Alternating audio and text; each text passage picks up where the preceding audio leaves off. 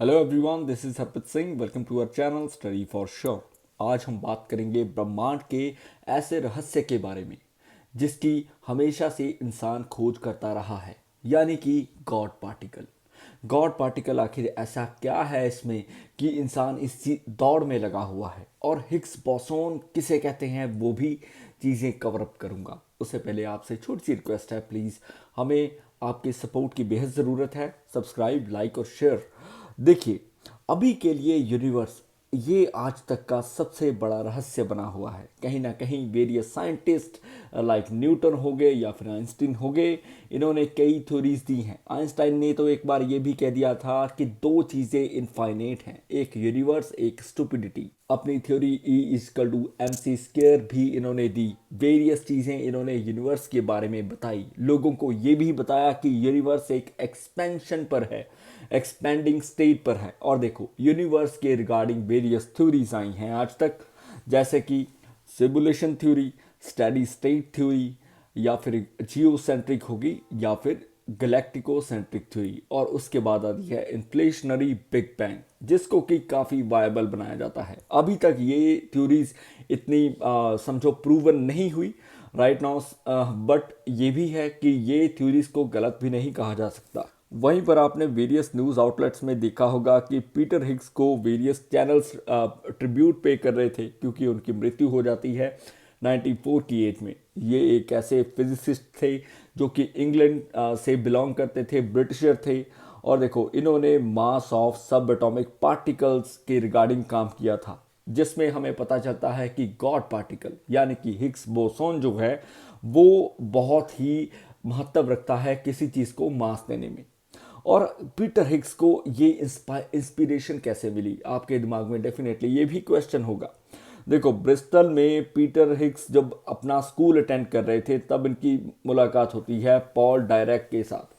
Dirac वही एक founding थ्योरिटिशियन थे जिन्होंने क्वांटम मैकेनिक्स में काम किया, और इनको 1933 में एक नोबेल प्राइज़ मिला था। सो इनको भी ये था, पीटर हिग्स को, कि मैं इनकी तरह कुछ करके दिखाऊं।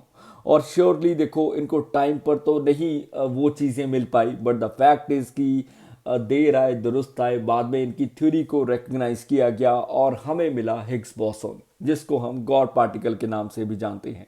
एक ऐसी एनर्जी, ऐसी फील्ड जो कि मास प्रोवाइड करती है पार्टिकल को, और ये जो थी बहुत ज़रूरी थी। अभी के लिए इतिहास में कभी भी ऐसी थ्योरी किसी ने भी लेकर नहीं आया था, क्योंकि देखो, इलेक्ट्रॉन, सबको पता है कि इलेक्ट्रॉन होते हैं, क्वार्क्स होते हैं सबसे छोटे, बट इन्होंने इन्वेंट कर दिया था हिग्स बोसोन, जिसका कि मास था 125 बिलियन इलेक्ट्रॉन वोल्ट्स के करीब। ये कोई एक पार्टिकल नहीं है, एक एनर्जी का स्रोत है। एज पर सन ये जो इसलिए महत्व रखता है क्योंकि 130 गुना ज़्यादा मासिव है प्रोटॉन से, और ये एक ऐसा चार्जलेस है क्योंकि इस पर एक तो चार्ज कोई नहीं है, दूसरा इसकी स्पिन भी कोई नहीं है, ये स्टेबल है। और इस ये जो एक्सपेरिमेंट कंप्लीट कंडक्ट करवाया गया था, ये था लार्ज हेड्रॉन कोलाइडर, जो कि एक जिनेवा के नीचे 100 मीटर नीचे, ये एक पावरफुल एक्सेलरेटर है जो कि बूस्ट करता है पार्टिकल्स को, एक बीम की तरह प्रोड्यूस करता है और कोलिजन करवाता है, जिससे हमें मालूम पड़ता है कि किसी चीज़ को मास कैसे मिलता है। इसकी पहले शुरुआत की गई थी 10 सितंबर को 2008 में, और ये कंसिस्ट करता है 27 किलोमीटर का एक रिंग बनाता है सुपर कंडक्टिंग मैग्नेट्स का, जिसके थ्रू हमें इस एनर्जी के बारे में पता लगता है कि किसी चीज़ को अगर मास मिलता है तो वो कैसे मिलता है। तो हिग्स बोसोन की जब शुरुआत होती है, तब देखो, यूनिवर्स के रहस्य की अगर मैं बात करूं तो आज भी इंसान इसके दौड़ में लगा हुआ है। यूनिवर्स जो कि डार्क मैटर है, डार्क मैटर का 30%, या फिर मैं बोल दूं डार्क एनर्जी जिसमें 70% के करीब है, और ऑर्डिनरी जो विजिबल मैटर है वो 0.5% ही है। सो आप समझ सकते हो कि यूनिवर्स जो है वो एक एक्सपेंशन की स्टेज पर है।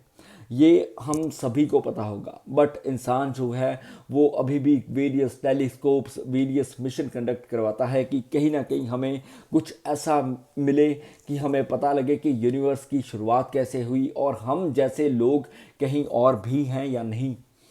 और देखो, अभी के लिए क्वेश्चन होगा कि क्या गॉड पार्टिकल हर जगह है। पीटर हिग्स ने इसको क्लियरली कहा है कि हिग्स बोसॉन जो है वो हर जगह एग्जिस्ट करता है। द रीज़न बीइंग ये एक डायरेक्शनलेस फील्ड है जो कि स्पेस में है, हर जगह ये अवेलेबल है। जहाँ पर भी एक कोलिजन होता है इसको इसको एनर्जी मिलती है या कोई पार्टिकल इसके संपर्क में आता है, वो इससे मास प्राप्त करता है और वहीं पर कहीं और चला जाता है, राइट। सो ये सरल भाषा में मैंने आपको बता दिया। अभी what did Higgs boson prove, आखिर क्या ये प्रूव क्या करना चाहते थे? ये कहते थे कि जो भी स्टार्स आए हैं, प्लैनेट्स हैं, लाइफ है, जो भी चीज़ जिसमें जान है या फिर जिसमें मास है, वो हिग्स बोसॉन की वजह से ही है। ये चीज़ ये प्रूव करना चाहते थे। इस quantum related to Higgs boson, क्योंकि देखो कहीं ना कहीं ब्रॉड एंगुलर हिग्स मैकेनिज्म भी इन्होंने इंट्रोड्यूस किया जब इन्होंने हिग्स फील्ड के बारे में बताया। देखो क्वांटम मैनिफेस्टेशन अभी भी लोगों के मन में या फिर साइंटिस्ट के अंदर है। वो कहीं ना कहीं ये चीज़ को प्रूव करना ही चाहते हैं कि हम एक जगह से दूसरी जगह जाएं या फिर हमें कुछ ऐसा रहस्य पता लगे जहां से हमें शुरुआत की संभावना मालूम हो। मीडिया ने जब इस चीज़ को कवर किया तो काफ़ी बार इन्होंने कहा कि हिग्स बोसॉन एक गॉड पार्टिकल है, यानी कि इससे ऊपर कुछ नहीं। वेल देखो 1993 में एक बुक रिलीज की गई थी the god particle by Nobel laureate Leon Lederman, और इस चीज़ को देखो उस बुक के साथ आधार बनाते हुए लोगों ने इस चीज़ को, या फिर मीडिया, मैं बोलूँ मीडिया ने इस चीज़ को कवर अप किया और बोला कि ये एक गॉड पार्टिकल है। हालांकि पीटर हिग्स ने कभी भी इस चीज़ को नहीं माना, वो क्रिटिसाइज करते रहे और वेरियस नोबेल लॉरेट्स ने भी इस चीज़ को क्रिटिसाइज किया था। वहीं पर आपके दिमाग में एक और क्वेश्चन होगा, क्या हिग्स बोसॉन के पास मास है? देखो हिग्स फील्ड जो होती है इसकी 4 डिग्रीज ऑफ फ्रीडम है, जो कि 3 इंटरेक्ट करती हैं W और Z बोसॉन के साथ, जो कि मास प्रोवाइड करती हैं। मास को जनरेट करवाना वो इनके हाथ में होता है। वहीं पर जो बच गई डिग्री ऑफ फ्रीडम है उस पर मास होता है 125 टू 126 गीगा इलेक्ट्रॉन वोल्ट का।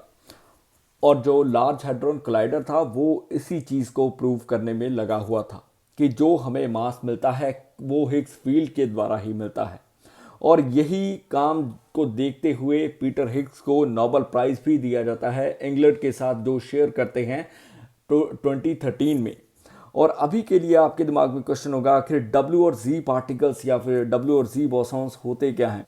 W बोसॉन एक फंडामेंटल पार्टिकल है जो कि Z बोसॉन के साथ मिलकर वीक फोर्स को डेवलप करता है, और ये वीक फोर्स आगे चल के मास डेवलप करती है, मास को जनरेट करती है, और कहीं ना कहीं यही आधार बनती है यूनिवर्स की रचना का। यही चीज़ पर तो LHC काम कर रहा था। वर्ल्ड का स्मॉलेस्ट पार्टिकल आपने सुना होगा अभी तक का क्वार्क्स और लेप्टॉन है। Smallest known building blocks in nature बताया जाता है। और ये भी समझ लो कि आज तक कोई भी ऐसा पावरफुल इंस्ट्रूमेंट नहीं बना जो कि इस चीज़ को डायरेक्टली एक इमेज के रूप में प्रस्तुत कर सके। अभी के लिए क्वार्क्स लेप्टॉन बहुत ज़्यादा छोटे हैं कि अभी तक के मॉडर्न इक्विपमेंट्स इनकी एक डायरेक्ट इमेज भी प्रस्तुत नहीं कर पाएंगे। डिस्पाइट रिसर्चर्स को ये भी लगता है कि कहीं ना कहीं लेप्टॉन और क्वार्क्स भी किसी के आधार पर बने हुए हैं, यानी कि इनसे छोटा भी कोई है। और यही चीज़ साइंटिस्ट को आगे बढ़ाती है, साइंस को आगे लेकर जाती है। और देखो क्वार्क्स का अभी तक का जो साइज़ मैं अगर आपको बताऊं 10⁻18 मीटर की करीब है, और फर्मी जो होता है वो उसका साइज़ होता है 10⁻15 मीटर के करीब। तो आप समझ सकते हो कि ये कितने छोटे हैं। अभी थोड़ा सा नोट डाउन कर लो, क्वार्क्स जो होते हैं ये प्रोटॉन और न्यूट्रॉन से बनते हैं, वहीं पर लेप्टॉन जो होते हैं वो इलेक्ट्रॉन से बनते हैं। और देखो क्वार्क्स जो हैं इनके अगर पार्टिकल्स को कंबाइन किया जाए प्रोटॉन और न्यूट्रॉन को तो हेड्रॉन कहलाते हैं। और यही नहीं, बैरियन, यानी कि 3 क्वार्क्स अगर मिल जाएं तो बैरियन बनते हैं। वहीं पर मेसॉन, क्वार्क और एंटी क्वार्क दोनों को अगर इकट्ठा करते तो हमें ये चीज़ मिलती है। कंपोजिट बोसॉन्स, स्पेशली 2 क्वार्क्स को अगर मिलाएं तो ये बनते हैं मेसॉन, जैसा कि मैंने आपको बताया। वहीं पर क्वार्क्स की भी जनरेशन होती हैं, जैसे कि generation 1 up down, generation 2 charm और स्ट्रेंज, जनरेशन 3 टॉप और बॉटम। और देखो लेप्टॉन की भी अपने हिसाब से हैं, इलेक्ट्रॉन, न्यूट्रिनो एक्सेट्रा, आप पढ़ सकते हो। हिग्स फील्ड जो है वो कहीं ना कहीं एक एनर्जी का स्रोत है, जैसे कि मैंने आपको बताया, एक ऐसी एनर्जी की फील्ड है जो कि एग्जिस्ट करती है हर रीजन में यूनिवर्स के। और यही चीज़ पर तो पीटर हिग्स ने काम किया था, या फिर एलएचसी के जो एक्सपेरिमेंट्स हैं या फिर हो चुके हैं, आने वाले समय में और भी वो कंडक्ट करवाएंगे, तो इसी के रिगार्डिंग हो गए। अभी आपके दिमाग में क्वेश्चन होगा कि क्या वाकई में ये चीज़ मास प्रोवाइड करती है। देखो, मैनिफेस्टेशन अगर मैं बात करूं क्वांटम मैकेनिक्स के रिगार्डिंग, तो ये काफ़ी ज़्यादा है साइंटिस्ट में। मास के रिगार्डिंग जहां से शुरुआत होती है वहीं से ही अंत होता है। देखो, ज़ीरो की परिभाषा भी तो आर्यभट्ट ने दी थी। यही चीज़ को चलते हुए आप अगर देखोगे तो हिग्स फील्ड भी कुछ ऐसी ही है, जहाँ से शुरुआत वहाँ से अंत, यानी कि चारों तरफ ब्रह्मांड में या फिर मैं बोलूँ हर जगह ये फील्ड मौजूद है। हिग्स फील्ड कोई फोर्स नहीं है, ये समझो कि ये कोई एक्सेलरेट नहीं करती पार्टिकल्स को, ना ही ये ट्रांसफ़र करती है एनर्जी को, ये सिर्फ इंटरेक्ट करती है यूनिवर्सली विद ऑल पार्टिकल्स, और ये उनको मास प्रोवाइड करती है एक्सेप्ट दी मासलेस वन, जिसका खुद का मास नहीं है, वो इसके घेराव में नहीं आएगा। सिर्फ जिनका खुद का थोड़ा सा मास है वही इसके एनर्जी लेके अपने आप को डेवलप कर पाएंगे। जैसे कि आप छोटे होते हो, आप एनर्जी के लिए खाना खाते हो, धीरे धीरे बड़े होते हो, वही चीज़ थ्योरिस्ट अभी भी 90% के करीब हिग्स बोसॉन को क्रिएट कर रहे हैं ग्लूऑन फ्यूजन के द्वारा। और ये प्रोसेस इतना कॉम्प्लिकेटेड है कि 2 बिलियन, समझ लो कि ये 2 बिलियन बार ट्राई करेंगे तो उनमें से एक बार इनको हिग्स मिलेगा। सो यही चीज़ कहीं ना कहीं क्वेश्चंस खड़े करती है, अगर इंसान इसको वायबल बना लेता है तो क्या हम टाइम ट्रैवल कर सकते हैं? जी हाँ। देखो, हिग्स बोसॉन को अगर हमने क्रिएट कर दिया तो हिग्स सिंगलेट उससे हम इजाद कर पाएंगे।